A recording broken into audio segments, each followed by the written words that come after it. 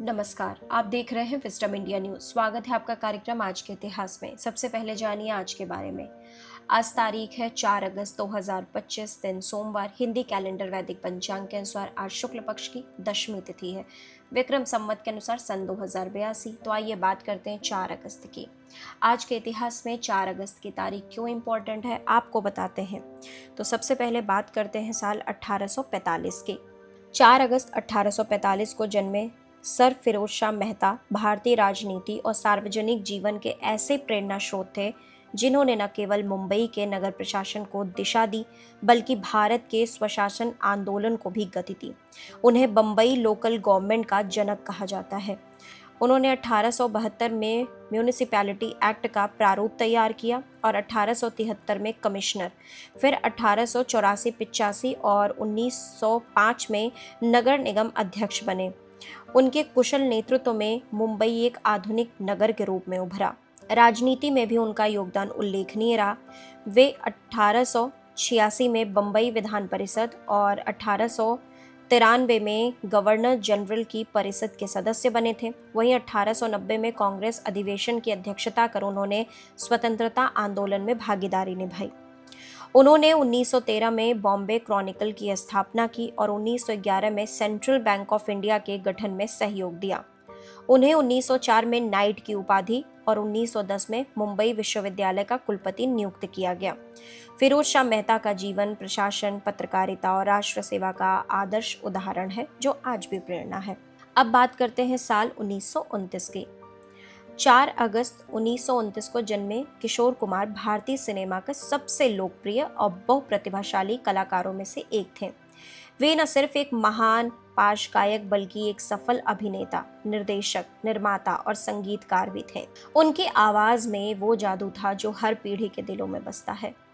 किशोर दा ने हिंदी के अलावा बंगाली, मराठी, गुजराती, कन्नड़, मलयालम, उर्दू, असमिया और भोजपुरी जैसी भाषाओं में भी गाने गाए।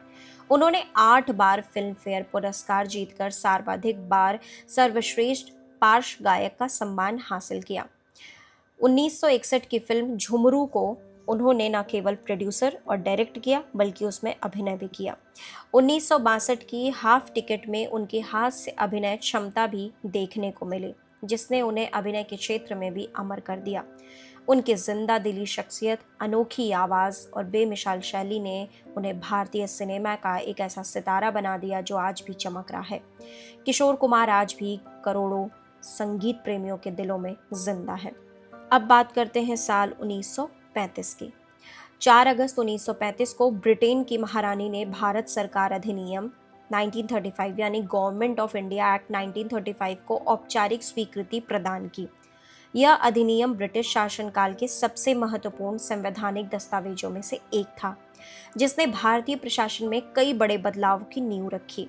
इस अधिनियम के तहत भारत में प्रांतीय स्वायत्तता, संघीय ढांचा और प्रारंभिक लोकतांत्रिक व्यवस्था की शुरुआत की गई। इसमें केंद्र और प्रांतों के बीच शक्तियों का विभाजन किया गया और पहली बार भारतीयों को प्रांतीय सरकारों में व्यापक भागीदारी दी गई। हालांकि केंद्र में सत्ता अब भी ब्रिटिश सरकार के नियंत्रण में रही, लेकिन इस अधिनियम ने स्वतंत्र भारत के संविधान की नींव रखने में अहम भूमिका निभाई। यह अधिनियम 1947 तक लागू रहा, जब भारत को स्वतंत्रता मिली। अब बात करते हैं साल 1956 की।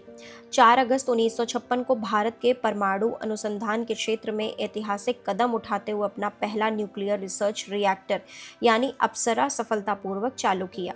यह एशिया का पहला परमाणु अनुसंधान रिएक्टर था और इसे ट्रॉम्बे यानी अब भाभा एटॉमिक रिसर्च सेंटर यानी BARC में स्थापित किया गया था। इस रिएक्टर को भारत के परमाणु कार्यक्रम के जनक डॉक्टर होमी जहांगीर भाभा के मार्गदर्शन में विकसित किया गया था। अप्सरा का उद्देश्य था परमाणु ऊर्जा, रेडियो आइसोटोप चिकित्सा और वैज्ञानिक अनुसंधान में प्रयोग करना। इस उपलब्धि ने भारत को वैश्विक स्तर पर परमाणु विज्ञान में आत्मनिर्भरता की दिशा में एक मजबूत पहचान दिलाई और आगे चलकर भारत के शांतिपूर्ण परमाणु कार्यक्रम की नींव रखी। अब बात करते हैं साल 1961 की। 4 अगस्त 1961 को बराक ओबामा का जन्म होनोलुलु, हवाई, अमेरिका में हुआ था। वे अमेरिका के 44वें राष्ट्रपति बने और सबसे खास बात यह रही कि वे अमेरिका के पहले अफ्रीकी अमेरिकी राष्ट्रपति थे। बराक ओबामा ने 2009 से 2017 तक 2 कार्यकालों तक अमेरिका का नेतृत्व किया। वे डेमोक्रेटिक पार्टी से संबंधित थे और अपने कार्यकाल के दौरान उन्होंने स्वास्थ्य सेवा सुधार, आर्थिक पुनरुद्धार, जलवायु परिवर्तन और अंतर्राष्ट्रीय संबंधों में सुधार जैसे कई महत्वपूर्ण मुद्दों पर काम किया। 2009 में उन्हें नोबेल शांति पुरस्कार से सम्मानित किया गया, जो वैश्विक कूटनीति और परमाणु निस्त्रीकरण के प्रति उनके प्रयासों की मान्यता थी। आज भी एक प्रभावशाली वक्ता, लेखक और वैश्विक नेता के रूप में जाने जाते हैं। अंत में बात करते हैं साल 1967 की। 4 अगस्त 1967 को भारत के सबसे बड़े और प्रमुख बहुउद्देशीय सिंचाई परियोजनाओं में से एक नागार्जुन सागर बांध यानी नागार्जुन सागर डैम का निर्माण कार्य पूरा हुआ। यह बांध आंध्र प्रदेश और तेलंगाना की सीमा पर कृष्णा नदी पर स्थित है। इस बांध का निर्माण स्वतंत्र भारत के पहले बड़े विकासात्मक प्रोजेक्ट्स में से एक था, जिसका उद्देश्य था सिंचाई व्यवस्था का विस्तार, बिजली उत्पादन और पीने के पानी की आपूर्ति। नागार्जुन सागर बांध उस समय विश्व के सबसे ऊंचे मलबा निर्मित बांधों में गिना जाता है। इसके विशाल जलधारा क्षमता ने दक्षिण भारत के कृषि क्षेत्र को जीवन दान दिया और इसे आधुनिक भारत के मंदिरों में गिना जाने लगा। यह बांध डॉक्टर KL राव जैसे भारतीय इंजीनियरों की दूरदृष्टि और तकनीकी कौशल का प्रतीक है, जो आज भी करोड़ों लोगों के जीवन को प्रभावित करता है। तो देश दुनिया की बाकी खबरों के लिए आप लगातार जुड़े रहिए विजडम इंडिया न्यूज़ चैनल के साथ। चैनल को लाइक करें, सब्सक्राइब करें, शेयर करें, कमेंट करें।